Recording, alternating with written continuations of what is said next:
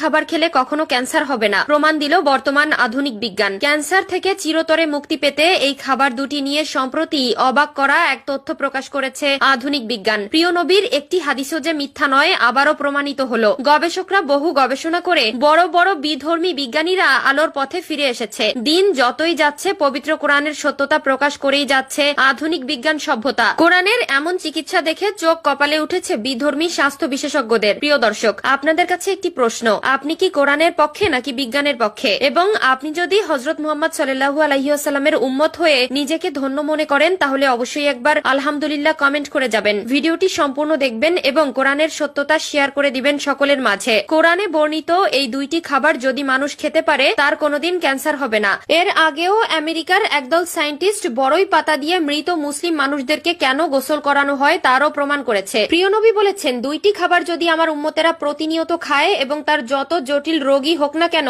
সেখান থেকে আল্লাহ তাআলা তাকে হেফাজত করবেন। বিশ্বনবীর হাদিস সুনানে ইবনে মাজাহ 3448 নম্বর হাদিসে বলা হয়েছে, কোন ব্যক্তি যদি প্রতিনিয়ত কালো জিরা খায় ক্যান্সার তো দূরের কথা, মৃত্যু ছাড়া সকল রোগের উপকার হবে। যে ব্যক্তির খাদ্য তালিকায় কালো জিরা থাকবে তার শরীরের সকল ধরনের জটিল রোগ, কঠিন রোগের সেলগুলো ধ্বংস হয়ে যাবে। শুধু তাই নয়, হাদিসের এই কথাগুলোর সাথে আধুনিক বিজ্ঞান সত্যতার প্রমাণ উল্লেখ করেছে। আধুনিক বিজ্ঞানীরা বলেছেন, একজন মানুষ প্রতিদিন কালো জিরা খেলে তার শরীরে রক্ত ক্ষমতা বৃদ্ধি করবে এবং জীবাণু সৃষ্টিকারী কোষগুলো ধ্বংস হয়ে যাবে। 2 নম্বর খাবারটি হলো মধু। এই মধু সম্পর্কে শুনলে আপনারা আশ্চর্য হয়ে যাবেন। 1 কেজি মধু তৈরি করতে 20 লক্ষ ফুলে একটি মৌমাছি ভ্রমণ করে। সুবহানাল্লাহ। বিশেষজ্ঞরা মনে করেন মধু একটি প্রাকৃতিক ঔষধ। মৌমাছিদের অক্লান্ত পরিশ্রমে প্রাকৃতিক উপায়ে তৈরি হয়। এই মধু শরীরের সামগ্রিক শক্তি ও তারুণ্য বাড়ায়। মধুর গুরুত্বপূর্ণ উপকরণ ক্যালসিয়াম দাঁত, হাড় ও চুলের গোড়া শক্ত করে, নখের উজ্জ্বলতা বৃদ্ধি করে। এর ভিটামিন বি কমপ্লেক্স রক্তশূন্যতা ও কোষ্ঠকাঠিন্য দূর করে।